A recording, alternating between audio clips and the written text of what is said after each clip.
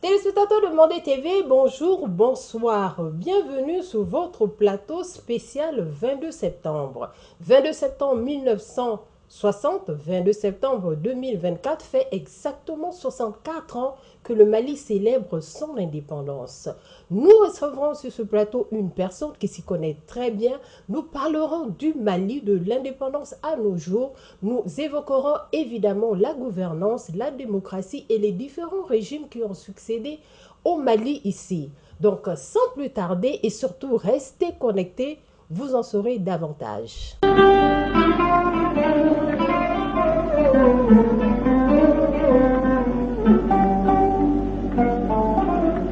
L'indépendance du Mali de 1960 à nos jours, où en sommes-nous, sera le thème de notre débat d'aujourd'hui.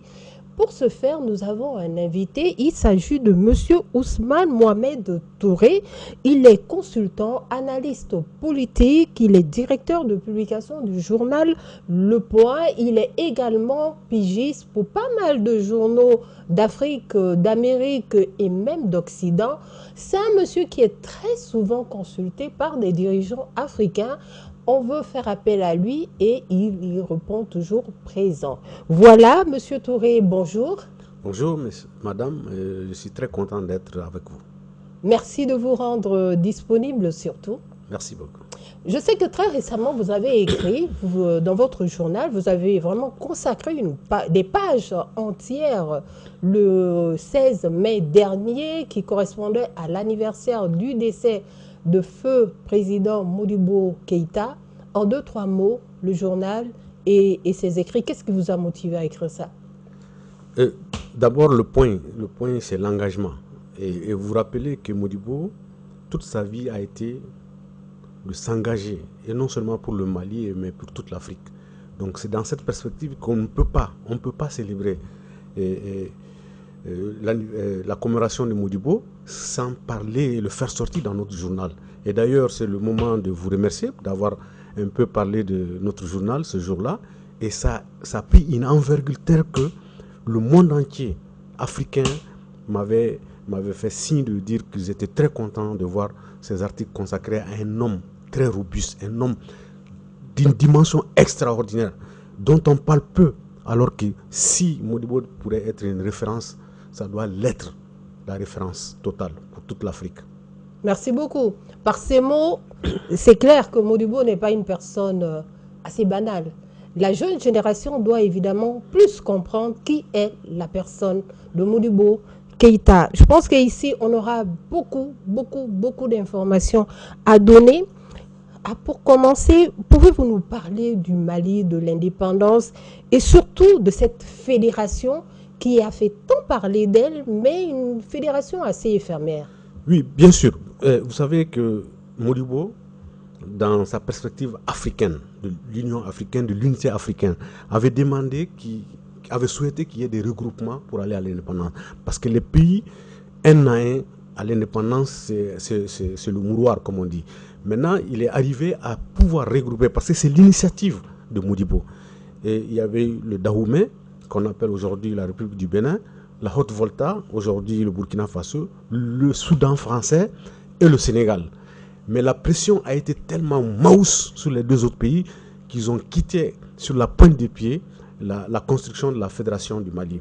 Et là, donc, la Haute-Volta et le Dahomey ont quitté complètement. Il restait que le Sénégal et le Soudan français. Il s'est avéré que Modibo Keïta était tellement brillant que les Sénégalais qui avaient un complexe de supériorité pensaient que les sauvages, entre guillemets, mandingues allaient venir prendre le pouvoir, et surtout que c'est sur le nom de l'ex-empire du Mali. Donc cette ce combat a été très acharné entre surtout Modibo, pas Dia, surtout Modibo Keïta et Senghor. Senghor voulait avoir le leadership complètement et sous la pression effectivement de d'autres suppôts africains qui pourraient être clairement Houphouët-Boigny et la France avait demandé et je me rappelle que dans les mémoires de Gaulle, il écrivait « Je connais le Soudan français, je connais le Sénégal, mais je ne connais pas la Fédération du Mali. » Et c'est comme ça que la Fédération est partie en lambeaux et ça a été très difficile pour tous les progressistes africains. Modibo Keïta était obligé de revenir. C'est pas qu'on parle du héroïsme du peuple malien. Les Maliens voulaient marcher jusqu'à Dakar pour aller libérer Modibo Keïta. Mais ça n'a pas arrivé jusqu'à là. Et Modibo est revenu et il a proclamé l'indépendance du Mali le 20 septembre 1960. Il y avait une vague quand même pendant cette période-là de beaucoup de leaders. On en parle toujours dans l'histoire. On parle évidemment de Kwame Nkrumah, c'est une référence. Et tant d'autres. Qu'est-ce qui a pu animer ces jeunes étudiants de l'époque? Où est partie cette envie de libérer l'Afrique? Effectivement. Et Modibo Keïta, Kwame Nkrumah, Sékou Touré, Julius Nyerere de la Tanzanie étaient les avant-gardistes du panafricanisme. Et il faut que les gens se rendent compte aujourd'hui que tout ce dont on parle aujourd'hui, ça existait. C'était des leaders exceptionnels et qui avaient, dans tous les cas, posé les empreintes qui vont être inaltérables, inoubliables, inégalables. Laissez-moi dire des mots pour ces gens-là. Et c'était des leaders qui avaient la foi pour l'Afrique. Et Modibo, c'est dans les faits que Modibo a été l'un des plus grands panafricanistes. Modibo Keïta, après le lâche assassinat de Patrice Lumumba, Modibo, avec Ben Balla, bien sûr, avec Nyerere, avait envoyé des troupes pour la stabilisation du Congo. Juste pour ça, c'était le premier contingent africain des Nations Unies. Et c'est là, mais il s'est rendu compte qu'il y avait une conspiration aussi forte qu'on ne pouvait rien contre tout cela. Modibo Keïta, ce sont les faits. Lui, il faisait les choses, comme disait un des grands penseurs, Modibo ne parlait pas trop, il ne tonnait pas trop vite, trop fort. Mais c'est quelqu'un qui est sous-entendu par une idéologie. Parce qu'il ne faut pas oublier, quand il sortait de William Ponty, il a été dit que Modibo était un élève, un étudiant très brillant, mais à surveiller de près. À surveiller de près pour le colonisateur, c'est quelque chose de très dangereux. Et Modibo, dans tout ce qu'il faisait, Modibo a donné des passeports diplomatiques à l'ancien gouvernement de Patrice Lumumba. Le docteur Moulalier, qui a été ministre de la Santé, que j'ai rencontré, m'a dit qu'il logeait à Koulouba. Il y avait tellement... Le Mali était devenu la tournante pratique de tous les partis progressistes du monde et de l'Afrique. Parce que quand je parle du monde, Che Guevara, sa première visite en Afrique, Che Guevara de la Serna, de Cuba, et sa première visite en Afrique, officieuse d'abord, puis officielle, c'était le Mali. Et il avait dit de tel pro, il dit que Modibo, en espagnol, que je veux dire, est un grand hombre que no se puede medir. C'est un homme, un grand homme de culture qu'on ne peut pas mesurer à la dimension d'un seul pays. Et je vous dis, Modibo c'était les faits. Amical Cabral, il était à Koulouba. Et d'ailleurs, il y a une villa à Koulouba qui se nomme Amical Cabral. Et donc, même la gauche africaine, vous prenez Majorité Diop, Beidi Tal, Beidi Ly et Doudou Gueye, tous ces grands opposants à Senghor étaient au Mali. Il y avait... On ne pouvait pas parler de Modibo sur le plan seulement malien. C'est quelqu'un qui voulait la libération. En 1961, après la réunion de Prague, ce qu'on a appelé les pays non alignés, Modibo a fait une phrase extraordinaire. Il dit qu'effectivement, nous sommes non alignés, mais nous ne sommes pas des non engagés. Nous sommes engagés pour la liberté africaine. Qu'il soit au Mali, qu'il soit en Afrique, qu'il soit partout, il faut libérer le monde du colonialisme et de l'impérialisme. C'est pour cela qu'on a ouvert un front à Gao pour le front de libération nationale, l'Algérie. Et vous savez qui était le dirigeant? C'est Abdelkader Mali, que tout le monde connaît, Bouteflika, qui était le dirigeant. Donc, le Mali avait l'ambition de libérer l'Afrique. Modibo était la tête de proue. C'est pour cela qu'on ne peut rien dire. Quand on a ouvert, c'est une anecdote il faut ajouter. Quand on a créé le front de Gao, comme on l'appelle, et vous savez que la France de Gaulle avait envoyé des gens pour négocier avec Modibo et dire à Modibo qu'ils étaient prêts à garantir 10 ans des salaires des Maliens, des fonctionnaires maliens. Et vous savez ce que Modibo a répondu? Nous préférons manger les dattes avec les Algériens que de partager le caviar avec les Français. En tout cas, c'était clair. Cette personne a dégagé, et ça, vous l'avez dit, ça a été mentionné dans les archives. Hein. Aujourd'hui, il suffit d'aller voir et vous arrivez à voir ça. C'est que vous l'avez dit qu'il a été qualifié comme quelqu'un de très intelligent, à surveiller de près, mais surtout un anti-français. Bon, il a dit qu'il n'était pas anti-français, il était anti-colonialisme. Et la France, en son temps, par rapport aux pays francophones, était le pays qui exerçait le colonialisme outrancier contre le Mali, contre toute l'Afrique. Donc, il disait clairement que le peuple français n'a rien à voir avec la gouvernance française qui est teintée par des colonialistes avérés et Modibo arrivait à découvrir les subtilités de l'Occident et surtout du colonialisme de De Gaulle. Et c'est pour ça qu'il a été considéré comme très dangereux. Il ne criait pas beaucoup, mais ce qu'il faisait, parce qu'il ne faut pas oublier que Modibo a envoyé des instructeurs pour l'ironie du sort, c'était Moussa Traoré, pour former les gens de l'ANC, former les gens de Nieto, et le FMPLA de l'Angola, de Robert Mugabe, de Samora Machel. Toutes les libérations africaines sont passées par Modibo Keïta. Il a envoyé des instructeurs, des militaires. Et c'est pour ça que l'une des visites de Nelson Mandela, quand il est venu à Koulouba, c'était pour dire que vous êtes la fierté. Et récemment, quand Ibeka avait pris le pouvoir, Robert Mugabe était venu spécialement parce qu'il a entendu le nom Keïta. Il a dit que c'était la référence. Il était venu pour rendre hommage à Modibo Keïta. Modibo Keïta avait une dimension intellectuelle extraordinaire. Fidel Castro disait de lui, il est aussi élégant intellectuellement que physiquement. Aussi élégant intellectuellement que physiquement. C'est une personne qui s'est imposée, ça on n'a pas compris. Mais il s'est surtout imposé par l'esprit panafricaniste, l'esprit socialiste. Que pouvez-vous nous dire sur cela? Mais Modibo Keïta est le régime de Modibo. Il y a des gens qui ont effectivement des contentions historiques avec Modibo, qui vont mal parler de Modibo. Mais n'oubliez pas que sur Modibo Keïta, nous avons eu 42 sociétés industrielles. Dans tous les secteurs, de la briqueterie à l'huile, dans tous les secteurs, il y avait des sociétés. Au Mali, mais Modibo Keïta a été un moment, nous étions dans un pays à construire. Un pays qui n'avait pas plus de 10 médecins, pas plus de 7 ingénieurs. Et ce n'était pas facile. Modibo était en avance sur son peuple, c'est sûr. Et il avait dit il avait compris qu'il fallait inonder le pays pour qu'il y ait l'autosuffisance alimentaire. Après, attaquer l'analphabétisation et complètement lutter contre la désertification mentale.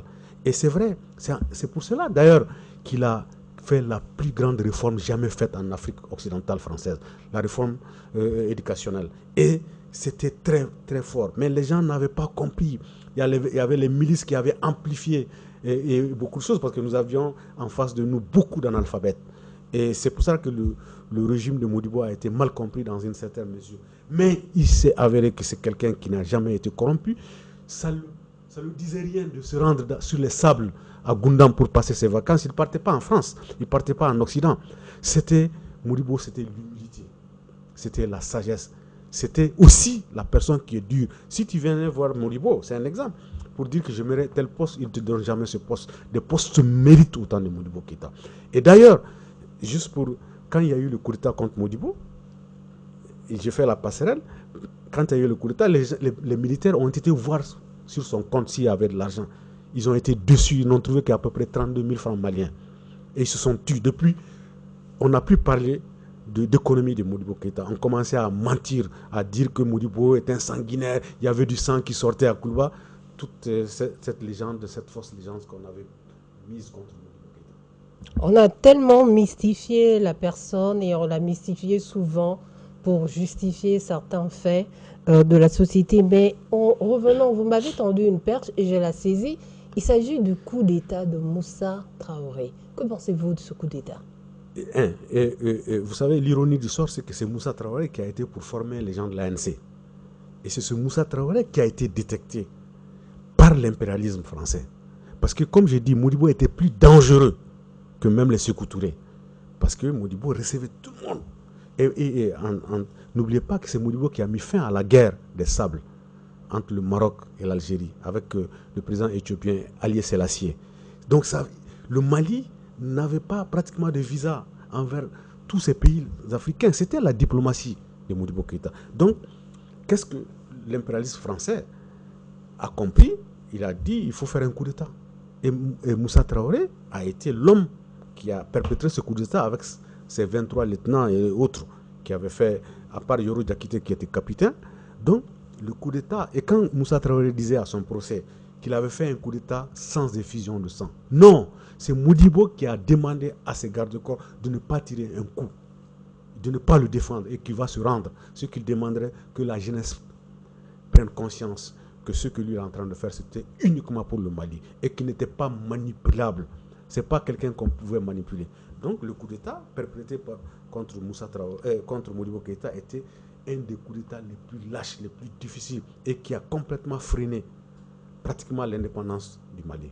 Vous qualifiez que c'est un des coups d'État qui a été, voilà, je ne vais pas répéter le mot quand même, parce qu'il y a des partisans de Moussa Traoré. Mais pourtant, on a vu au fil du temps, jusqu'à ces derniers jours, il a fustigé la France et il a dénoncé la manipulation de l'Occident, tout simplement. Vous parlez bien de Modibo, de Moussa Traoré. Mais non, ça c'était le dernier moment. Parce que l'impérialisme, au départ... Il n'a jamais avoué aussi quelque part. Non, si, au départ c'était complètement pro-français. C'est clair. Et d'ailleurs, les grandes ouvertures du programme d'ajustement structurel et souhaité par les institutions de Bretton Woods, la Banque mondiale et l'EFM, le Mali était le laboratoire. Donc le chômage s'est amplifié. Moussa Traoré s'est étalé pour la France. Ce qui se dit, ça c'est plus tard, quand je reviendrai là-dessus, le franc CFA, le franc malien qui était considéré comme une monnaie de souveraineté, bon, on a créé toutes les conspirations pour dire que ça ne servait à rien, pour entrer dans le franc CFA. Et après, Moussa Traoré était, pour nous autres, était complètement un sujet de la France. Ça, c'est clair.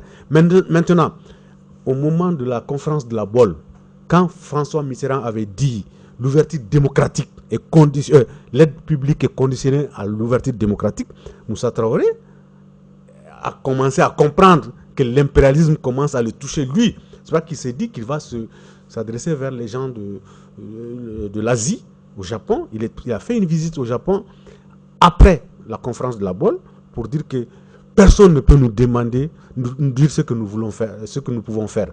C'est ça la réalité. Il a viré à 90 degrés quand il a compris qu'il va être lâché parce qu'il y avait un bouillonnement à l'intérieur du pays. Il y avait les gens, parce qu'il ne faut pas oublier que c'est 23 ans de pouvoir de Moussa Traoré, 23 ans de déportation, 23 ans parfois de massacre. Il faut le dire clairement. Et les apôtres de Moussa Traoré peuvent se défendre, hein, mais c'était 23 ans de pouvoir unique et inique. Et il faut le dire clairement. Donc ça veut dire que par là, vous voulez aussi affirmer, comme le disent pas mal de personnes, comme quoi le régime de Moussa Traoré était un régime dictatorial. Mais bien sûr. Que pensez-vous réellement de ce régime? Mais on n'a pas besoin de chercher dans les cornes de l'âne pour savoir. Notre grand frère Cabral a été assassiné. Et l'ajustement culturel a créé des conditions misérables pour le peuple malien. Un chômage amplifié. Les gens n'avaient pas le droit. Et il y a même une formule qui se disait, quand on demandait aux gens de cotiser, cotisation volontaire obligatoire. Vous voyez la dichotomie. Donc c'est pour vous dire que, non, c'était clairement, il a pris conscience. Il a pris conscience que il avait joué le sale boulot pour l'Europe, pour l'Occident, pour la France. Et il s'était rendu tardivement compte de tout cela. Sinon, c'était un pouvoir qui n'était pas un pouvoir. Mais moi, je vous dis, hein, quand nous étions les plus jeunes, en 90, quand nous partions pour faire les réunions, il y avait des grandes associations. Mais les gens, aujourd'hui, parler, ce n'est rien. Avant, on ne pouvait pas parler. Il faut dire que le mouvement démocratique a créé des conditions aujourd'hui pour que la liberté de la parole soit ce qu'elle est. Avant, ce n'était pas possible d'avoir la liberté d'association, la liberté de réunion. Ça n'existait pas. C'est par rapport au mouvement démocratique. Et quand il y a eu le mouvement démocratique, l'ADEMA, l'Alliance pour la démocratie, qui était une alliance de partis, de PMT, de beaucoup d'associations, et l'association CINI dont moi je faisais partie, Nous partions, c'est le terme dont nous usions en son temps, c'était nous allons en compte-gouttes vers minuit, en compte-gouttes pour se réunir. Et les gens avaient tellement peur que dans la salle, on partait chez un certain Diallo, qui travaille à la Sonatam, qui est décédé, un grand combattant, qui était le président du CNIR de notre quartier. Nous partions, et vous savez, en pleine réunion, il y a des suspicions, il y a des gens qui disent, faites attention, les murs ont des oreilles, tellement que c'était dangereux. Et nous avions fait cela, nous avions combattu, on était sortis, il y avait eu des morts, les gens sortaient, les femmes se sont mises là-dedans. Mais c'était horrible, moi j'ai vécu cela, on ne me la raconte pas. Personne ne peut nous batifoler pour nous dire que le régime de Moussa Traoré était un régime progressiste. Maintenant, quand il y a eu le mouvement démocratique, après il y a eu le coup d'État qui a été perpétré par l'ensemble du mouvement démocratique et du lieutenant-colonel Amadou Toumani Touré et ses hommes, c'était la liesse populaire partout. C'était la liberté partout. Les gens... Maintenant, après, il a été installé, mais il faut rappeler quelque chose. L'impérialisme est très fort. Parce que dans la conférence de la Bolle, quand Mitterrand avait dit que l'aide publique est conditionnée à l'ouverture démocratique, il savait déjà que ça bouillonnait. Parce que le Bénin, qui a été la première ouverture démocratique, parce que tout est parti du vent de l'Est, de l'Europe, où Ceausescu a été complètement tué. Il y avait une ouverture démocratique. Quand c'est arrivé au Mali, ils ont senti que, parce que les gens de l'INEM qui étaient à l'extérieur, parce que l'AM est né sous les fonds baptismaux de l'INEM, l'AM était tellement forte, l'AM, tous les dirigeants de l'AM en son temps, étaient véritablement des gens engagés, qui n'étaient pas là pour simplement pour prendre le pouvoir. C'était des problèmes, comme je dis. L'AM était manipulé par ses doléances. Personne ne manipulait. Je parle de la véritable AM. Après, tout s'est biaisé, tout est devenu ce que tout le monde sait aujourd'hui. Mais au départ, on était pour le changement, pour les doléances d'abord. Après, ça a pris une forme. Maintenant, il y avait des gens de l'autre côté, dans d'autres associations, qui n'étaient pas des gens de conviction.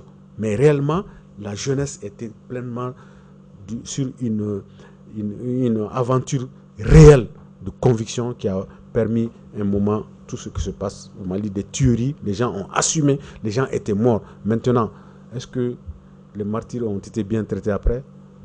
That is question. ATT est venu au pouvoir et c'est très souvent dit comme l'avènement de la démocratie au Mali. Parlons-en de la démocratie au Mali. ATT a pris, après on a créé le CTSP et on a créé le gouvernement, dont Zoumana Sapo a été le premier ministre. Ils ont fait une transition. La transition s'était bien passée, entre guillemets, selon ce qui a été dit, parce qu'il y a eu des élections et la démocratie est née. Et c'est l'ADEMA d'Alpha Oumar Konaré, de l'ADEMA qui a pris le pouvoir. Et le rôle historique du mouvement démocratique s'est estompé. Donc les gens confondent que l'ADEMA... C'est estompé ou bien a changé de forme? Dans tous les cas, le mouvement démocratique tel qu'il était, une partie du mouvement démocratique a pris le pouvoir. C'est ce que je veux dire. Mais le mouvement démocratique totalement n'a pas pris parce que c'est un parti qui a pris le pouvoir. Donc je veux dire, c'est-à-dire, le mouvement démocratique n'était plus comptable, ne devrait plus être comptable de la gestion de l'ADEMA. Donc quand l'ADEMA a pris le pouvoir, effectivement, l'ADEMA, nous autres qui étions du CNIR d'association, nous savions pertinemment que l'ADEMA était mal partie parce que 65% des députés de l'ADEMA étaient des anciens députés de l'UDPM, le parti de Moussa Traoré. Donc on s'était dit que notre révolution, entre guillemets, était déjà au départ biaisée parce qu'il y a eu un afflux, une affluence des députés de l'UDPM. Donc on ne peut pas dire que Alpha Oumar Konaré n'était pas de bonne foi. On ne pouvait pas dire des gens comme Salama, Madame Si et tout le clan de la CMDT n'étaient pas de bonne foi. Mais il s'est avéré que ça s'est gangréné par les députés de l'UDPM qui sont habitués à la corruption outrancière. Et le pays s'était exposé d'aller vers une démocratie où les gens parlaient de cocadier. On a mis tout ça là dans les tiroirs. Les doléances des étudiants ont été complètement suspendues, il faut le dire. C'est pour ça qu'il y a même des gens qui étaient frustrés, qui n'étaient plus d'accord même sur l'avènement de la démocratie. Et réclamer, il y a même des gens qui ont réclamé Moussa Traoré, parce que tellement que la déception a été grande. Donc, quand l'ADEMA a pris le pouvoir, il y a eu dans le pays, franchement, une démocratisation de la corruption. Dans ce pays où nous étions les vitrines, en quelque sorte, avec le Bénin, toutes les organisations mondiales étaient au Mali. Il y avait les bailleurs de fonds et les bailleurs de formes. Il y avait l'injection de l'argent partout. Et qu'est-ce qui s'est passé? Une oligarchie a fait un hold-up sur toute l'économie. C'est dans ce pays que, au temps de la démocratie, où on taxait un seul stylo à peu près 3 000 francs. Des gens que nous connaissions dans un misérabilisme crasse, en moins de 2 ans, se sont tapés des buildings dans ce pays. Et ça frustrait le peuple qui est devenu inerte. Et en plus, l'éducation était tombée bas. Tellement, on ne pouvait pas comprendre cela. Parce que pratiquement tous les gens de l'ADEMA qui ont pris le pouvoir étaient des enseignants. Ali Nouhoundjala, Alpha Oumar Konaré, Mohamed Lamine Traoré, je peux t'en citer des vingtaines. Mais ils se sont dit que l'AM n'était pas un contre-pouvoir, mais un anti-pouvoir. Et on a créé les conditions de clochardisation de l'AM, des étudiants. On a divisé et l'éducation était tombée tellement bas. Et sur le même territoire, on a créé des écoles différentes de l'école publique. L'école publique dont tous ils avaient bénéficié était partie en lambeaux. Et sur le même territoire, on a créé des écoles privées dans lesquelles ils mettaient leurs enfants. Donc, il y a eu un discrédit total sur la démocratie. La démocratie n'existait que sous la forme simplement d'élection. Et toutes les institutions existaient pourtant. Mais on n'usait pas de la démocratie réelle. L'Assemblée nationale était devenue une caisse de résonance. Il n'y avait plus rien. C'était le confusionnisme général. Mais vous ne pensez pas que pendant cette période-là, la démocratie n'a pas été juste simplement pas comprise? Non, mais si elle n'a pas été comprise, c'est le fait aussi des dirigeants qui avaient pensé que la démocratie, ou qui avaient souhaité que la démocratie se résumait tout simplement aux élections. Après qu'on soit élu, on peut tout faire. Alors qu'il y a des normes dans la démocratie. C'est vrai que j'ai dit, avant d'arriver aux différents coups d'État, mais aux États-Unis, si un président ment, il peut être démis de ses fonctions. Ici, il n'y avait aucun mécanisme, aucun. Parce que l'Assemblée nationale, qui appartenait au parti majoritaire, n'était qu'une caisse de résonance, je le répète encore. Donc, il y a eu une oligarchie, comme je disais, qui avait tout pris pour lui. Et tous les jours, le peuple malien vivait dans une misère crasse. Et ça crée des frustrations à tel point que des gens réclamaient Moussa Traoré. Et c'était grave. Donc, la démocratie a été mal comprise parce que le peuple, dans sa majorité, n'était pas alphabétisé. Et les gens qui étaient au pouvoir étaient contents que ça se passe comme ça pour continuer à acclamer de façon officielle la chose démocratique, mais les pratiques sont autre chose. Les pratiques, c'était le détournement, le vol outrancier, le mensonge comme acte de gouvernance. Tout simplement, qu'est-ce que vous pensez du régime de Alpha Oumar Konaré, en quelques lignes? Moi, c'est un peu difficile de dire Alpha Oumar Konaré, parce que c'est tout un système. Alpha Oumar Konaré lui-même... Son régime. Hein, oui. Son régime. Ça a été un échec total. Parce que c'était de l'espoir au désespoir. Alpha Oumar Konaré, quand il était arrivé, c'était l'espoir pour certains. Et on le considérait même comme un communiste à partir de ses habits qu'il portait. Et qui avait une envie d'être progressiste dans le pays. Et d'ailleurs, l'ADEMA se réclame de la gauche, mais de la gauche molle, de l'international socialiste, qui n'est pas pour nous autres quelque chose qui répondait à certains critères. Mais le régime, je pense qu'il a été empêtré dans un caractère de clan à l'ADEMA. Le clan économique très puissant, le clan des gens qui avaient réellement l'envie de diriger. D'ailleurs, c'est ce qui a explosé l'ADEMA. Les Mohamed Lamine sont partis après. Parce que, comme Mohamed Lamine disait, il n'y avait plus d'abeilles, de véritables abeilles dans la ruche. Donc, c'était un échec total. Parce que ça favorisait le... Est-ce que vous ne pensez pas que, je ne vais pas reprendre vos mots sont assez tranchants. Est-ce qu'il n'y avait pas un leadership assez bien posé, qui n'a pas influé comme il fallait avec tous les membres. Bon, mais c'est ça, c'est ça. Parce que finalement, quand on regarde le régime Alpha Oumar Konaré, on sait que c'est un monsieur qui avait quand même un bagage intellectuel qui était là, qui avait quand même une idée de l'histoire du Mali. Il avait bien entendu la maîtrise du régime de Modibo Keïta, la maîtrise du régime de Modibo Keïta, de Moussa Traoré. Il aurait évidemment tout fait pour ne pas tomber dans le piège dans lequel finalement il a quand même eu un pied là-dedans. Mais est-ce qu'il n'avait pas aussi trop de francs?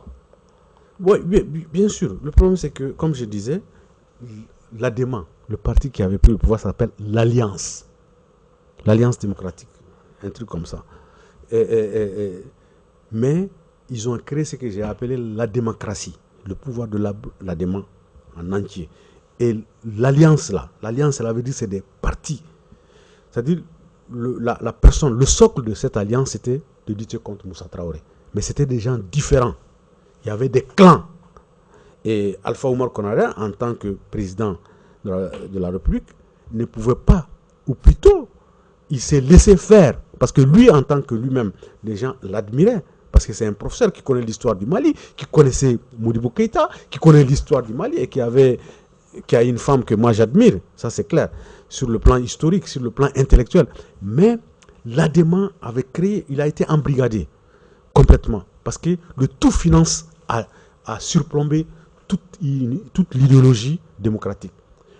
Et je vous dis, il était là, il aurait pu ne pas accepter cela. Il s'est laissé faire. Qu'est-ce qu'il aurait dû faire? Qu'est-ce qu'il aurait dû faire en ce moment? Il aurait dû ne pas accepter. Il avait son régime. Il aurait dû ne pas accepter la démocratisation outrancière de la corruption. La corruption, je te dis, des gens que nous connaissions, qui étaient dans des locations, dans des locations précaires, à moins de 3 ans. Des gens que nous connaissions sur des motos Yamaha, en son temps c'était ça à la mode, qui à moins de 3 ans se sont tapés des buildings. On doit se poser la question. Ils étaient effectivement en train de défendre leur pouvoir, pensant qu'ils pouvaient continuer à diriger le pays. Et ils se disaient eux-mêmes, il y avait une autosatisfaction au niveau de l'ADEMA, le plus grand parti d'Afrique après l'ANC. C'est ce qu'ils disaient. Mais ça n'a servi à rien. La preuve, quand Alpha Oumar Konaré est parti, c'est parti en lambeaux. Et je dis, tout le problème que le Mali a connu, c'est mon opinion, c'est l'ADEMA. Parce que même quand ATT est venu au pouvoir, l'ADEMA a refusé d'aller à l'opposition. L'ADEMA s'est plié en 4 pour aller avec ATT. Donc, on a complètement étouffé tout acte de mouvement démocratique dans le pays. Ils pensaient que être au pouvoir, c'est éternel. Être au pouvoir, c'est s'enrichir. Et il faut reconnaître qu'aujourd'hui, Alpha Oumar Konaré est comptable de cette situation. Et l'ADEMA, en premier lieu, est le parti qui a, excusez-moi l'expression, a foutu le bordel démocratique dans ce pays. D'accord. Alors, après le régime d'Alpha Oumar Konaré, il y a évidemment le régime d'ATT. ATT, il arrive avec une certaine volonté d'inclure tout le monde, d'avoir une transparence. Il n'était pas le fin politicien comme on pouvait le voir avec les prédécesseurs. Lui, c'était un militaire à la base qui a laissé la tenue pour venir s'installer au pouvoir. Son régime, comment vous le qualifiez? Déjà, il a été qualifié, il est revenu, il a eu le cutus du peuple dans une certaine mesure, parce qu'il a été considéré comme le soldat de la démocratie. Et il a créé un consensus BA. Moi, en 2002, j'avais écrit un article, la démocratie a foutu camp au Mali. Et je disais qu'on ne peut pas s'entendre. Le grand problème d'ATT a été qu'il voulait s'entendre avec tout le monde. Ça, ce n'est pas possible quand on est gouvernant, quand on est dirigeant. Il a créé dans, comment on appelle ça, une bouillabaisse démocratique dans laquelle il y avait Cheikh Oumar Sissoko de Sadi, Choguel Meiga qui se réclamait de Moussa Traoré. Il y avait un confusionnisme général au plus haut niveau de l'État. Ça a arrangé ATT. Ça a arrangé ATT, il a fait. Mais moi, je pense qu'ATT était un fin politique, contrairement à ce que les gens disent. Mais il n'a pas su, à un certain moment, savoir que on ne peut pas s'entendre avec tout le monde. Et en plus, ATT, qu'on le veuille ou pas, il a été le soldat de la démocratie. Mais ATT est parti, quand il s'est mis à dire, par exemple, Lassana Conté, c'est ce qui m'a amené l'idée de mon article. Il partait en Guinée, il dit, mon grand frère, il appelait, alors que Lassana Conté était un dictateur, les gens n'étaient pas contents, il va voir Yadema. Je vous parle des détails, comme on dit, le diable est dans le détail. Il dit, mon grand frère Yadema, moi j'ai écrit un article où je disais, Monsieur le président du Mali n'est grand frère, n'est petit frère à personne. Mais dans un cadre extra-officiel, vous pourriez être petit frère de quelqu'un, mais une fois que vous êtes président du Mali. Donc le tout vouloir s'entendre avec tout le monde l'a affaibli. Parce qu'après, il y avait des gens, et parce que qu'on le veuille ou pas, ATT a fait des choses. Moi, il y a une femme qui m'a dit clairement, moi je ne peux pas accepter que tu critiques ATT. Parce que ATT est celui qui a créé la gratuité de la césarienne, celui qui a créé l'amour, et ça c'est des gens vivent avec Mais cela. est-ce que moi je voudrais, par rapport à ATT, c'est pas histoire de défendre qui que ce soit sur ce plateau, mais est-ce qu'il ne voulait pas aller avec une stratégie de fédéralisme, mettre tout le monde ensemble, pouvoir user des compétences de chacun et aller avec ça? Mais la démocratie ne demande pas ça. La démocratie, c'est un camp. En France, si le Parti socialiste prend, quelles que soient les compétences des autres, c'est le Parti socialiste qui assume. Le fait de vouloir fédérer tout le monde, c'est un grand problème. Même des Parce contre, que pour une jeune démocratie, ça crée ce qu'on appelle l'inertie démocratique. Parce que, quel est le but de tout cela? C'est de ne pas être critiqué. C'est le but final. Et moi, je pense que ça a été l'erreur. ATT a mis tout le monde et malheureusement tout le monde n'a pas été loyal avec lui aussi. C'est ça le problème, parce que les gens, une fois qu'ils sont devenus ministres, ils quittent le poste ministériel, ils deviennent des opposants. Et ça c'est pratiquement la cosmogonie malienne et c'est dommage. Et il a été victime de cela. Qu'on aime ATT ou qu'on l'aime pas, c'était quelqu'un qui était quand même un homme de paix, qui avait voulu effectivement dans une certaine, que certaines personnes peuvent qualifier d'hypocrisie, de s'entendre avec tout le monde, mais on s'est rendu compte, sa dernière interview m'a beaucoup émotionné, il n'était pas ce que l'on pouvait penser que c'était réellement excusez-moi l'expression, un hypocrite, mais c'était quelqu'un qui était sincère. Mais en gouvernance, la sincérité, les gens n'ont pas besoin de ta sincérité, les gens ont besoin de ta justesse, que tu sois juste. Être gentil, c'est facile. Et c'est être plus juste qui est le plus difficile. Et ça a été très difficile pour lui. Imaginez-vous que le Mali et les gens, il a voulu se mettre dans un consensus. Il y a quelqu'un qui me disait qu'il peut-être qu'il voulait avoir le prix Nobel de la paix. Il voulait s'entendre avec tout le monde. Et ça a été un grand problème. Il ne voulait même pas combattre les ennemis du Mali en pensant que... Parce qu'en tant que militaire, il connaît il a dit plusieurs fois, il a même... dit hautement en disant que lui, il sait ce que c'est la guerre et qu'il serait mieux d'aller toujours dans les négociations que de pouvoir déclencher la guerre. Donc la guerre en tant que la guerre militaire ou la guerre en tant que la guerre politique, si on peut l'appeler ainsi. Mais le problème, c'est que ce qu'on accuse à Tété, c'est que c'est un militaire. Il connaît la guerre et il a été tellement faible pour accepter que des gens qui viennent de la Libye contournent le Niger, qui était dirigé par un civil. Parce que les Nigériens n'avaient pas voulu que ces gens-là viennent au Mali. Donc c'est ça. C'est pas que c'est cette dichotomie de quelqu'un qui connaît la guerre et qui voulait que les gens viennent en sachant que ces gens-là ne venaient pas pour la paix. Ça a été le grand problème d'ATT. On ne peut pas l'accuser. Il est décédé aujourd'hui. C'est quelqu'un qui a fait, qu'on le veut ou pas, qui a fait du bien pour le pays. Il y a quand même des côtés positifs par rapport au régime d'ATT, quand même en termes d'infrastructure, et vous venez tout de suite de le souligner, l'AMO, la césarienne qui se fait de manière gratuite. Il avait une certaine volonté. Bien sûr. Après le régime de ATT, nous allons parler du régime de Ibrahim Boubacar Keïta. Le dernier régime avant cette période de transition que nous vivons aujourd'hui. Ibrahim Boubacar Keïta arrive au pouvoir. Et Keïta, il se défini comme étant un modiboïste, quelque part. Il n'a rien à voir avec Modibo. Ah. Peut-être de non. Mais voilà quelqu'un qui est venu avec l'espoir, avec des slogans, le Mali d'abord. Et le monde entier était d'accord. Je ne suis pas venu pour prendre de l'argent au Mali. Je suis venu pour servir le Mali. Nous avions trop fait du mal à ce pays. Que Dieu fasse que j'ai le pouvoir cette fois-ci pour remettre les choses dans l'ordre. Mais c'était après la plus grande déception que le Mali de ces dernières années n'a jamais connue. Pire que tout le monde. Et je vous le dis clairement, parce que, avec amertume, parce que je savais l'espoir que cet homme avait donné à ce peuple. Mais après, c'était la plus grande corruption jamais.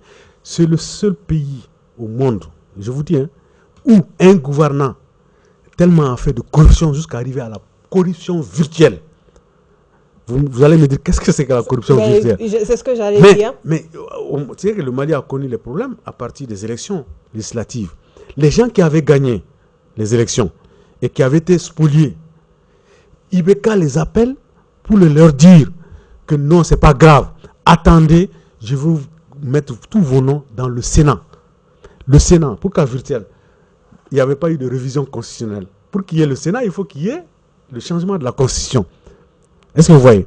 Il n'y a pas eu cela. Il propose déjà une partie du Sénat à ces gens-là.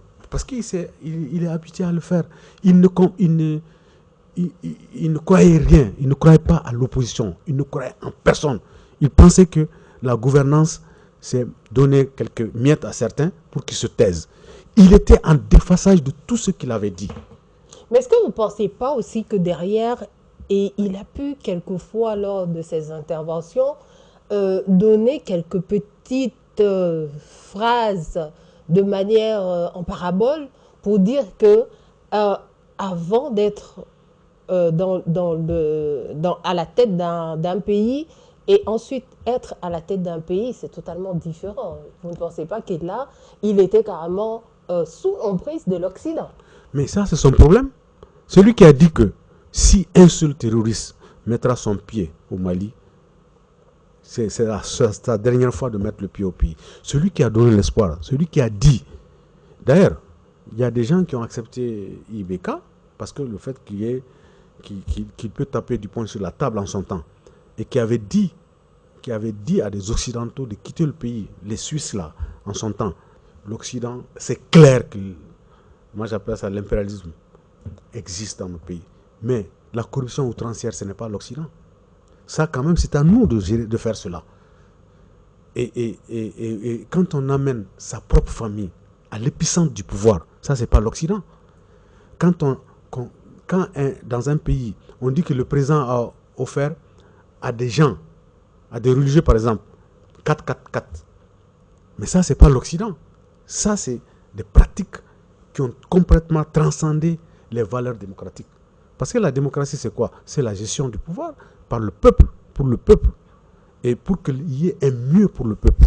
Mais quand toi, tu ramènes tout sur toi, quand l'Assemblée nationale n'existe plus que par de nom, quand on amène le beau-frère, le beau-fils, je ne sais pas quoi, des gens qui n'ont aucune capacité intellectuelle pour diriger un pays, ça va s'émousser obligatoirement.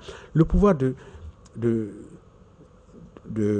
Ibeka, moi je n'accuse pas autre personne, je n'accuse jamais la famille d'Ibeka, parce que ce n'est pas la famille qui a été élue, c'est Ibeka qui est le seul comptable de cette affaire. Et le parti au pouvoir, qui était le RPM, n'avait pas joué, n'avait pas aidé Ibeka. Quand les membres, le président même du parti au pouvoir, partaient voir les fils ou la femme du président, alors que c'est son camarade qui était au pouvoir. Donc eux, ils n'ont pas aidé. Ce parti n'a pas été à la hauteur de ce que le peuple malien pouvait attendre. Donc, c'est non seulement la faute à Ibeka, mais ça fait aussi de son parti qui n'a pas été capable de dire, Monsieur le Président, vous êtes en train de nous amener dans un pouvoir pratiquement monarque, où c'est ta famille seulement qui pourrait faire. Donc moi je pense que l'Occident, on l'accuse dans une certaine mesure. L'Occident voit mieux que la gestion quotidienne du pouvoir. L'Occident veut être dans la géostratégie du Mali. Et toutes les organisations qui étaient venues, les Nations Unies, tout ça là, c'est du business. Hein. Ça, je vous dis, c'est du faux. Mais les gens qui ne comprennent pas vont penser que c'est du réel. La preuve, c'est que le terrorisme n'existait qu'au nord. Après, ça s'est métastasé dans tout le pays, alors qu'il y avait toutes les grandes technologies dans le pays. Donc, moi, je pense qu'il ne faut pas accuser inutilement. D'abord, notre propre responsabilité. Et j'avais écrit un article où je dis Ibeka doit se démacroniser. Parce qu'il est devenu, il fait des grandes déclarations comme Macron. Il est content de serrer la main de Macron, alors que le peuple souffrait, les gens mouraient partout. D'accord, on ne va pas rentrer dans plein de détails parce que le temps pourra nous faire défaut. Mais par contre, on a quand même très bien vu pendant le régime d'Ibeka, surtout vers la fin de son mandat, une crise politique et institutionnelle qu'on pourrait qualifier de sans précédent. La question que j'ai envie de vous poser, est-ce que cette crise institutionnelle a vraiment débuté avec Ibeka? Elle a commencé quand? Non, En quelle période? non, la crise était depuis le coup d'État de Aya Sanogo. Mais après, il y a eu la norme. Il y a eu des élections, même si c'est toujours la norme de la démocratie bourgeoise. Il a été installé. C'est Ibeka qui a amplifié par son comportement la crise institutionnelle. Et quand les gens en avaient marre, excusez-moi l'expression, les élections législatives, quand des résultats sont sortis ou quelqu'un a gagné, et vous voulez dire, et la Cour constitutionnelle se mêle là-dedans pour dire non, on vous retire, parce que c'est le président qui est là, qui a demandé que ça soit comme ça.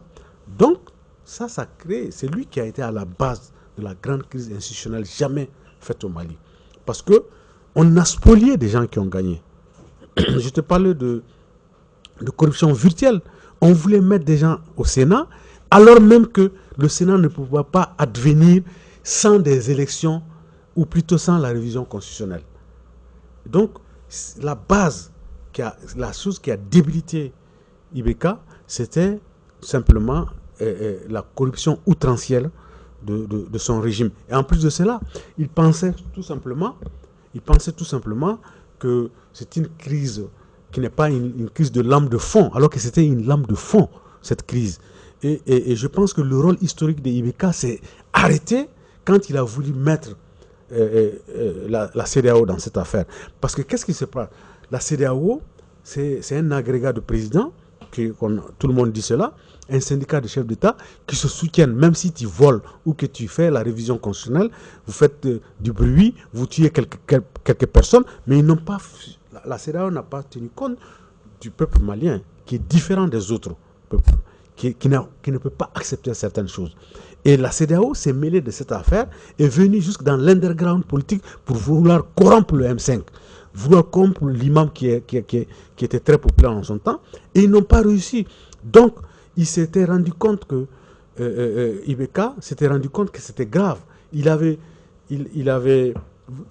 même il a fait des pouvoirs qui n'étaient pas de ses prérogatives, dissoudre complètement la Cour constitutionnelle. Il a créé un confusionnisme juridico et social extraordinaire dans le pays. On était, comme disait un de ses opposants, on était dans un pays de non-gouvernance. Il n'y avait même pas de la gouvernance. Il y avait que quelques 4 ministres, un premier ministre, jamais vu. Et tout cela, c'est à cause de lui, tout simplement. Et à cause de son entourage. Parce que les gens avaient l'impression de vivre permanemment dans l'injustice, permanemment dans le vol, permanemment dans la corruption. Donc, l'épicentre de la crise institutionnelle est uniquement dû au fait du manque de tact de Ibeka.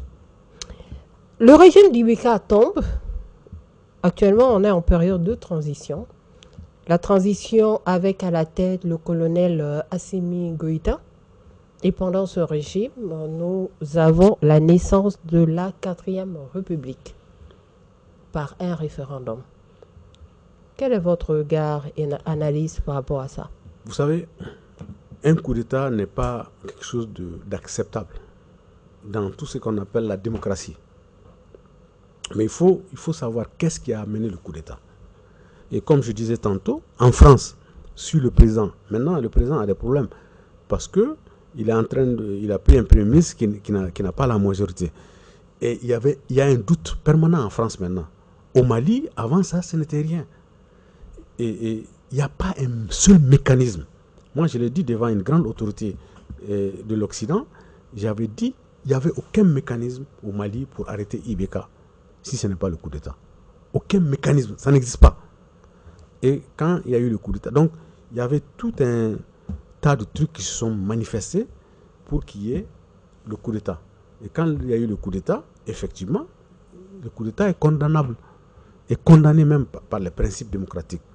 Mais, comme on dit, il fallait voir les causes du coup d'État, au lieu d'agir directement sur les conséquences. Parce que Ibeka ne pouvait plus être président du Mali.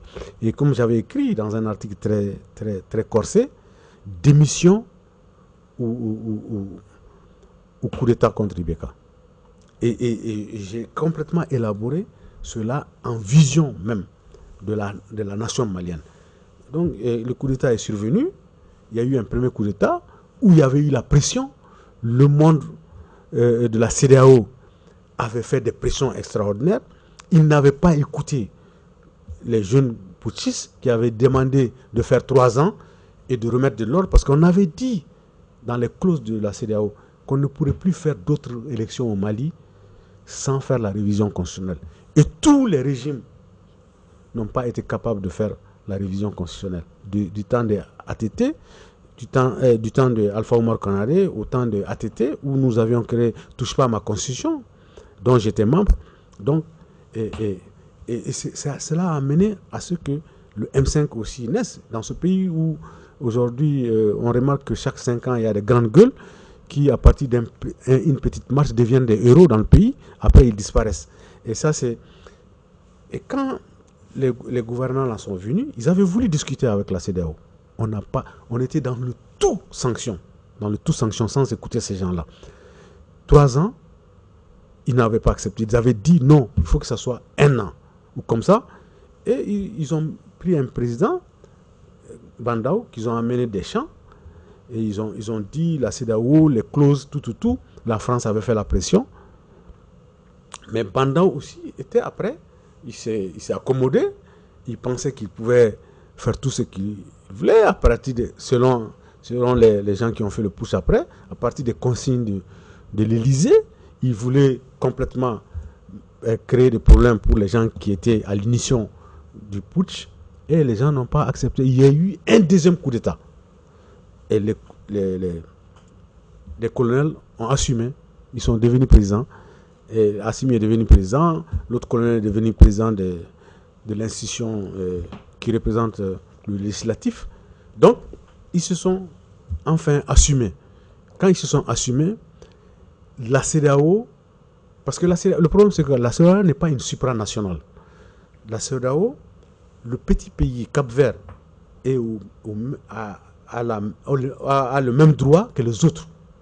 Et aussi, il faut se dire la vérité, depuis un certain temps, il n'y a pas eu d'élection démocratique, à part le Ghana et le Cap-Vert. Il n'y a pas eu d'élection démocratique en Afrique de l'Ouest. La CEDEAO, les Alassane, qui étaient, on parlait de coup d'État institutionnel, constitutionnel même, dont personne ne parle. Tout le monde fait motus sur quelque chose. Comment se fait-il qu'Alassane Ouattara, après 75 ans, après avoir été l'opposant intraitable en Côte d'Ivoire, prendre le pouvoir, après faire la révision constitutionnelle pour se présenter un 3e mandat. Tout le monde fait motus. L'Occident, avec toutes ses règles démocratiques, fait motus. Alpha Condé aussi, un vieillard de 82 ans qui change la constitution et qui veut, donc ils ont complètement, dans une certaine mesure, créé les conditions de résistance des colonels au pouvoir au Mali. Parce que les gens se disent que comment se fait-il que ces gens-là... Et en plus, les coups d'État font moins de morts que les révisions constitutionnelles. Et là, le peuple... Vous n'allez pas quand même nous faire la promotion des coups d'État, là, sur le plateau de Non, mais la révision constitutionnelle, 3e mandat, c'est quoi? C'est pas un coup d'État? C'est un coup d'État. Et ça fait plus de morts. Moi, je ne fais pas la promotion de coup d'État et je ne suis pas un affidé des putschistes, même si moi, personnellement, je pense que puisqu'il n'y a pas de mécanisme pour démettre un président, le seul mécanisme, c'est ça, jusqu'à présent.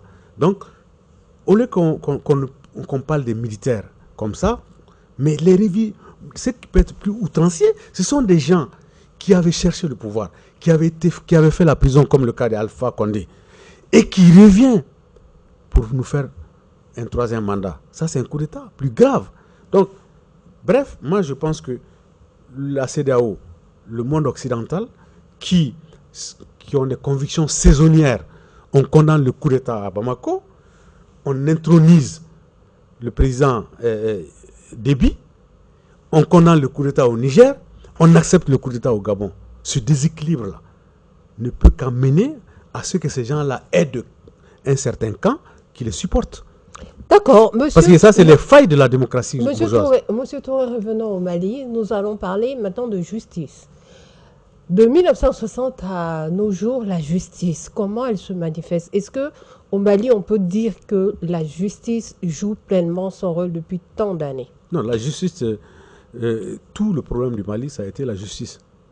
Ce fut la justice, c'est la justice. Qu'est-ce qui se passe? Aujourd'hui, les gens ont l'impression que, et les gens le vivent dans l'âme, plus il y a d'argent, plus il y a de l'argent, plus la justice est favorable. Et cette pensée de manque de justice qui amène les gens à la révolte.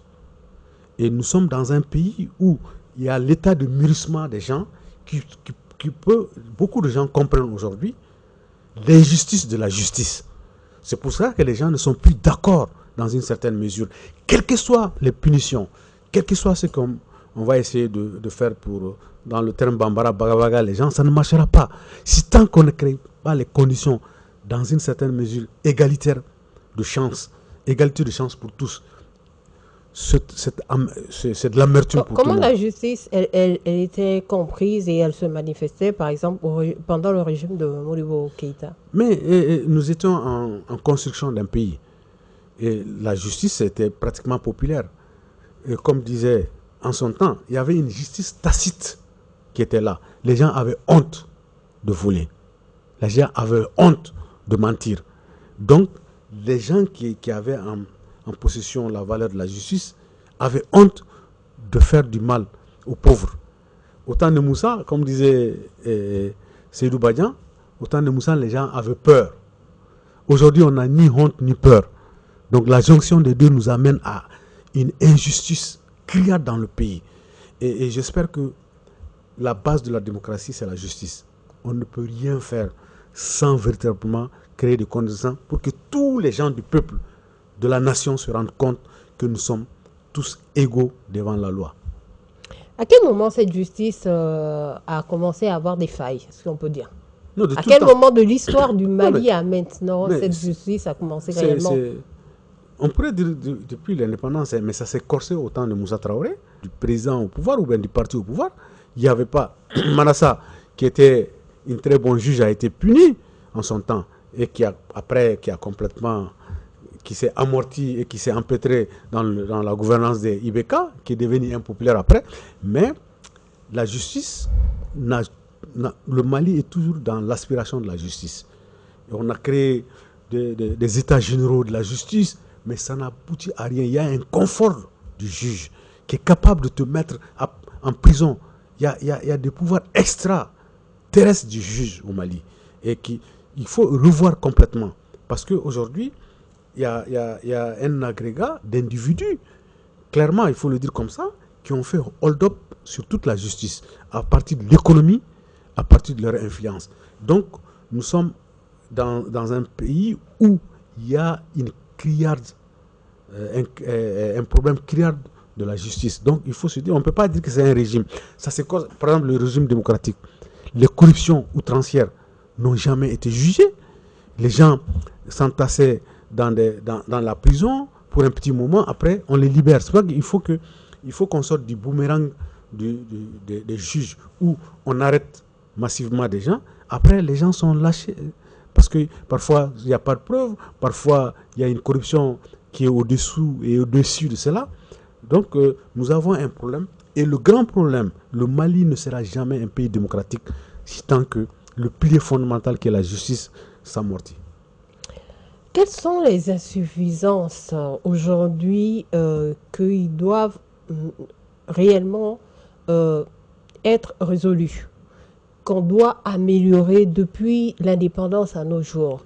Quand on fait le bilan du Mali, où sont les insuffisances, les incohérences même peut-être, sur lesquelles il faut travailler?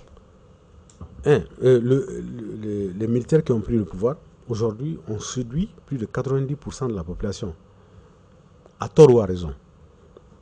Et parce que les gens, le terme souverainiste, le Malien, dans son ensemble, les Maliens aiment être fiers, on se glorifie de notre passé. Et notre souveraineté, depuis Modibo Keïta, a commencé, parce qu'il ne faut pas oublier que Modibo Keïta, la monnaie est un acte de souveraineté. Le fait de créer l'armée et qu'il n'y ait pas de base au Mali était un acte de souveraineté. Modibo Keïta a tracé les voies. Ces jeunes colonels qui sont au pouvoir, peut-être ils ne l'ont pas voulu, ils n'ont jamais voulu peut-être être des souverainistes. C'est venu à partir de l'erreur maousse de l'Occident, particulièrement de Macron, qui pensait que tout le monde doit être son sujet. C'est vrai qu'il réunissait des vieillards présidents auxquels il donne des injonctions. Il s'est retrouvé avec des jeunes qui sont du même âge que lui, des gens qui ont fréquenté les mêmes écoles, qui n'ont jamais été ni du colonialisme, ni du colonialisme, qui sont nés dans l'indépendance, qui ne connaissent pas les règles de bienséance colonisatrice.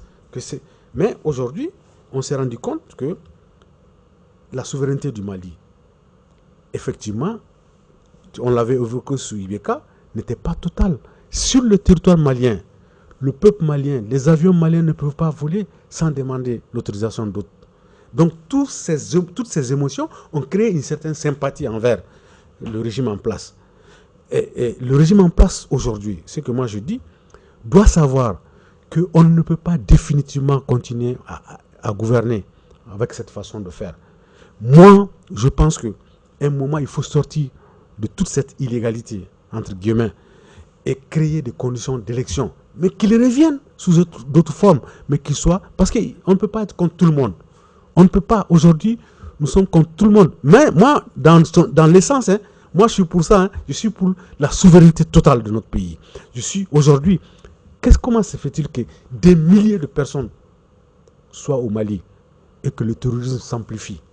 Aujourd'hui, à tort ou à raison, nos gens sont en train de combattre jusqu'aux frontières de l'Algérie. Et moi je dis aussi à l'Algérie, l'Algérie c'est le pays le plus indépendant du monde. Le plus indépendant. Quand tu vas à Alger, tu le sauras. Mais si le Mali à un moment avait des problèmes, avait accepté de signer des accords, et parce qu'il était dans l'obligation. Si aujourd'hui le Mali pense qu'il peut se libérer, les Algériens doivent créer les conditions pour les aider. Et ce que je dis, il faut sortir de ce confusionnisme où on est ni dans la légalité, on est dans la souveraineté totale. Moi, je pense qu'il faut créer l'équilibre et sortir pour s'entendre avec tout le monde, mais continuer sur les valeurs qui ont été édictées, qui sont vraiment, il faut respecter le Mali. On s'est rendu compte qu'il y avait une conspiration contre le Mali. Et cette conspiration est due parfois à des gens de l'interne qui avaient seulement des bénéfices personnels. Et je pense que Modibo Keïta avait déjà tracé ça, mais Modibo Keïta était costaud. Il avait une idéologie, tout était clair.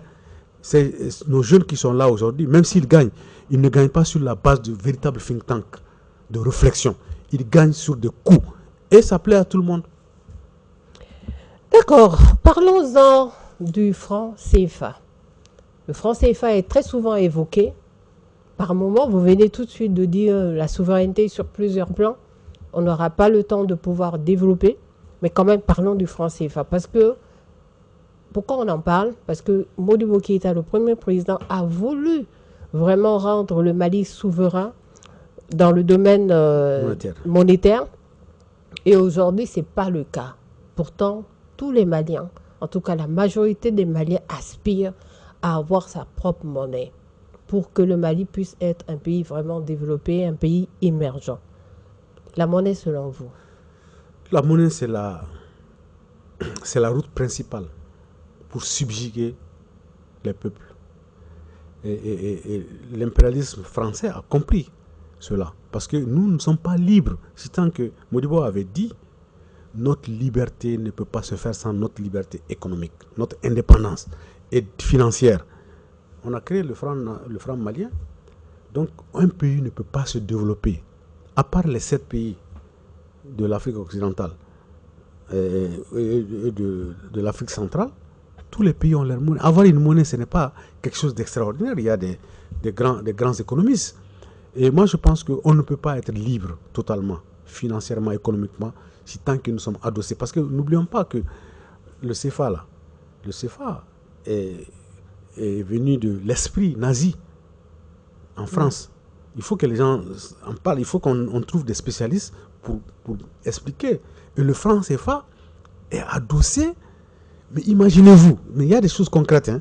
Imaginez-vous que pour tous les Maliens, pour tous les Africains de l'Ouest de l'Union monétaire, il n'y a pas un franc. Il y a pas, ça, c'est une domination colonialiste. Outrancière, c'est incompréhensible. Il faut avoir 5 francs pour avoir 1 franc. Déjà, il y a une confusion dans la monnaie. Tu as le franc CFA est adossé, est arrimé, comme on dit, à l'euro. Tu vas en France, à Paris, tu ne peux pas changer, tu ne peux pas. Il ne peut pas avoir de change de ce franc CFA à l'euro. Il y a des gens, des Français qui ne connaissent même pas. Alors que le franc CFA se fabrique à Chamelières en France. Donc, il y a déjà quelque chose qui est obscur dans cette affaire du franc CFA. Et je pense qu'il y a les spécialistes qui doivent vraiment expliquer aux gens qu'on ne peut pas être libre sans notre propre monnaie. Et l'AES, la confédération de l'AES, je pense que tout ce que l'AES fait, si l'AES ne crée pas sa propre monnaie, c'est du pipeau. Il faut complètement se libérer de cette monnaie qui est colonialiste, qui est non progressiste, qui est indéfendable. Et je pense que le franc CFA, aujourd'hui, doit être dépassé. Et parce que même les Européens, certains Européens, la première ministre italien avait dénoncé cela. Il dit que c'est la forme la plus brutale de déprimer l'Africain. Et donc, je pense qu'il faut sortir du franc CFA et créer notre propre monnaie. Aujourd'hui, on a l'impression que les cartes sont redistribuées. On est en période de transition, on n'a pas un président jusque-là démocratiquement élu. Lors de cet entretien, il y a eu quelques souhaits. Je pense que c'est des souhaits de votre part pour que, s'il le faut, on sorte réellement de ça.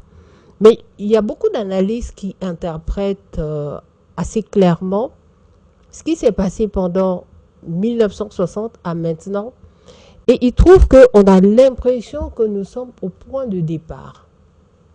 Vous pensez aussi que nous sommes au point de départ et qu'il faut réellement remettre les choses à plat? Le problème, c'est que le point de départ, c'est possible. Et je suis très content, parce que moi, je suis modébéiste, de voir le combat. Mais je dis que ce n'est pas sous-tendu par une véritable idéologie. Parce que pour moi, aujourd'hui, nous sommes différents il y a de cela 64 ans. Il faut continuer à réclamer, à proclamer son indépendance totale, mais à créer les conditions de l'égalité du pouvoir en place sous les normes de la démocratie bourgeoise. Je parle pour mon pays, hein, je ne parle pas de moi-même, parce que moi, je ne suis même pas d'accord avec la démocratie bourgeoise. Donc, les gens qui sont au pouvoir aujourd'hui, ils ont...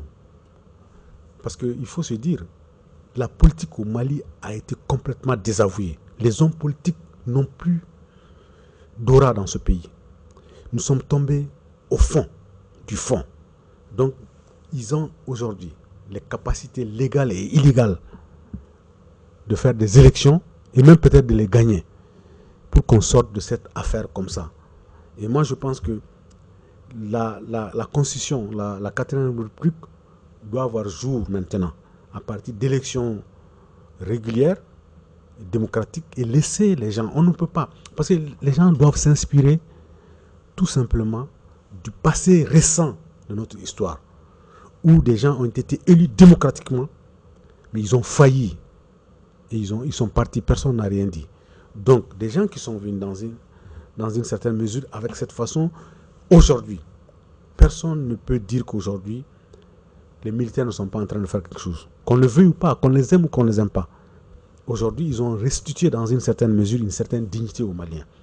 Mais après tout ça, il faut desserrer et créer les conditions d'élection où les gens qui sont au pouvoir peuvent se représenter et revenir au pouvoir. Mais il faut sortir du non-droit, entre guillemets, occidental. Il faut l'être, il faut aujourd'hui atterrir une véritable réflexion et aller vers des élections et pour qu'on soit dans une certaine légalité. Est-ce que vous voyez? Donc le départ, oui, le Mali a été toujours la tête de proue pour la souveraineté. Aujourd'hui, nous sommes aimés. Moi, je vous dis, hein, c'est la vérité. Et moi, je ne suis pas un anti-occidental avéré. Parce que pour moi, tous nos défauts ne viennent pas seulement de l'Europe ou de l'Occident. Ça vient de nous-mêmes. Quand on vole l'argent du pays, parce qu'on est élite, ça, c'est la faute en nous-mêmes.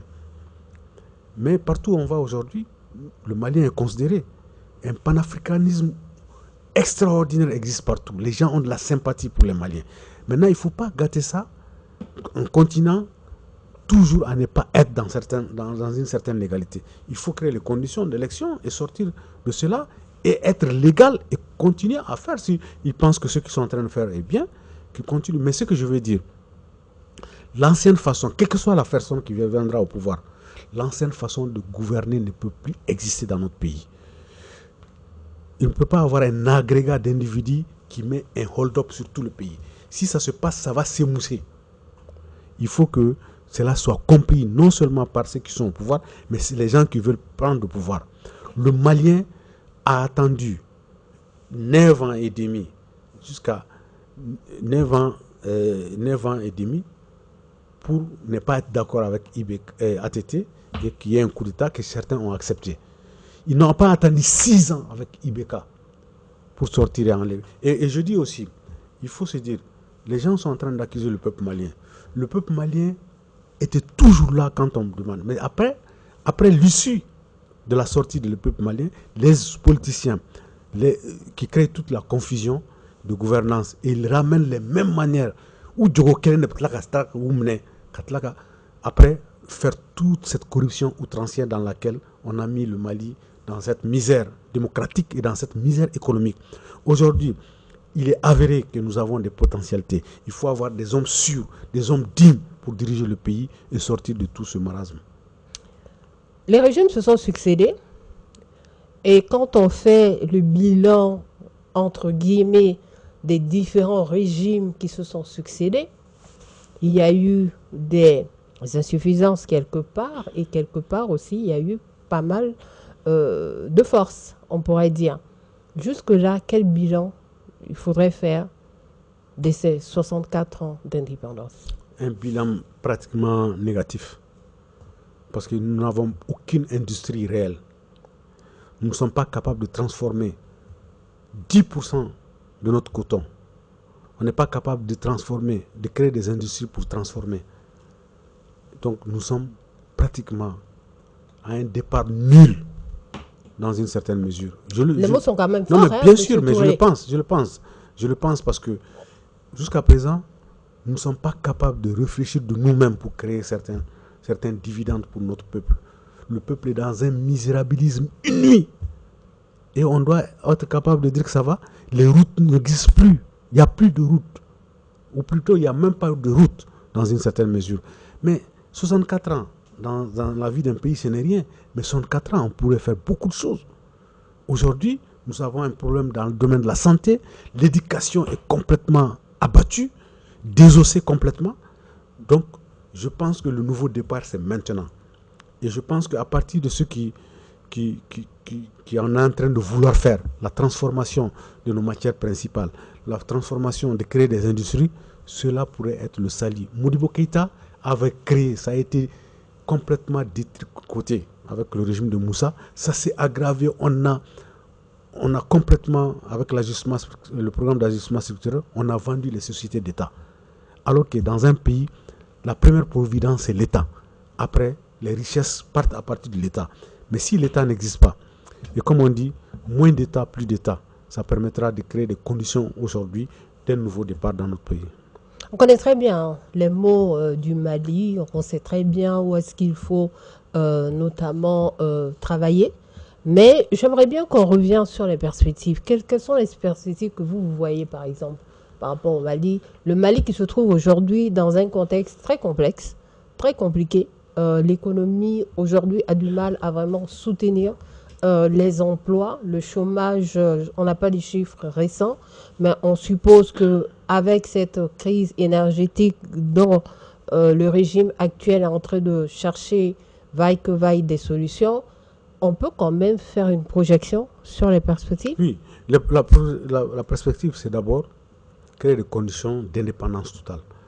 Indépendance totale ne veut pas dire rompre avec les gens. Indépendance. On a le droit de faire ce qu'on veut dans son pays.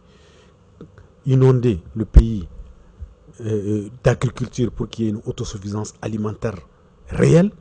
Les perspectives, par exemple, dans le domaine des mines, que la transition est en train de faire, répond à certains critères pour faire avancer les choses. Aujourd'hui, on a créé aussi une entreprise étatique dans le domaine des mines. Si on donne les moyens et que si la corruption ne va pas se plonger dans cette affaire, l'État aura beaucoup d'argent. Il y aura un État robuste. Parce que dans ce pays, il y a plus d'incantation que d'action. On a besoin d'action.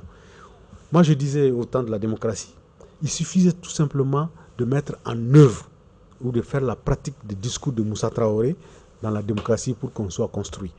Mais à ces discours pompeux, on a ajouté des discours pimpants.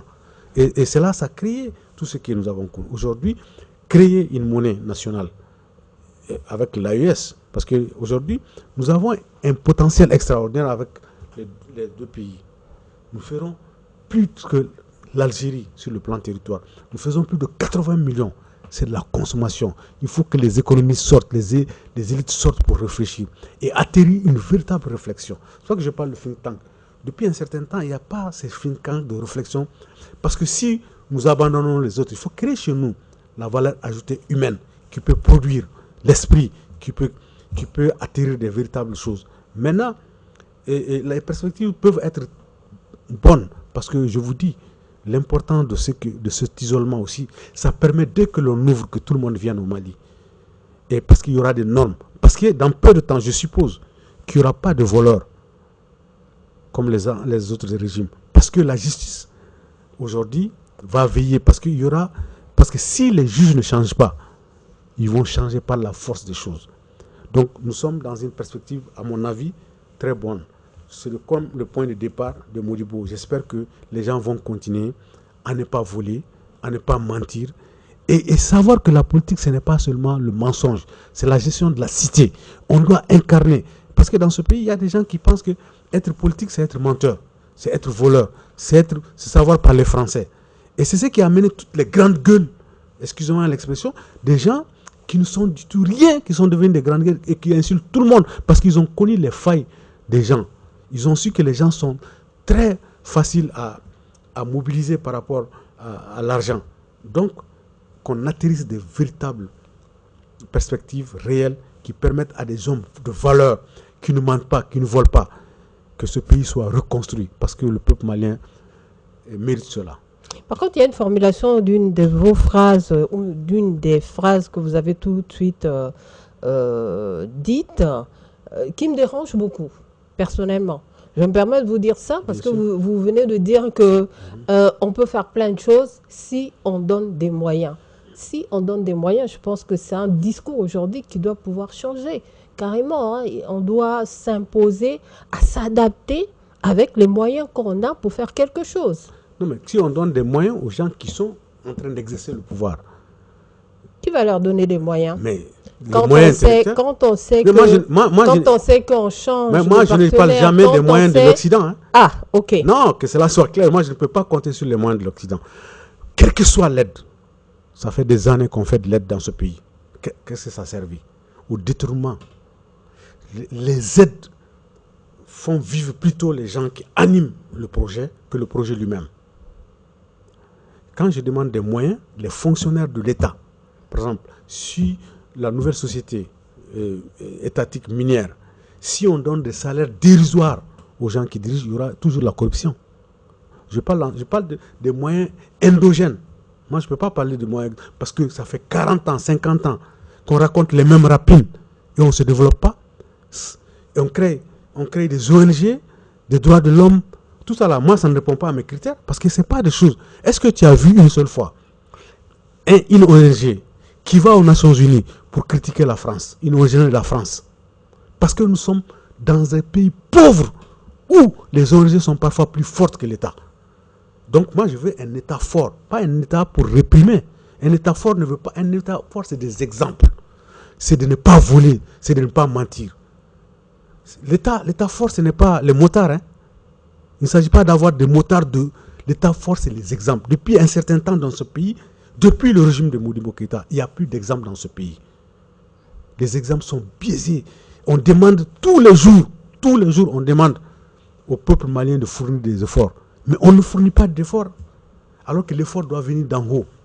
Est-ce que vous voyez les petits vols, les petits trucs des policiers là, ça peut s'arrêter un seul jour.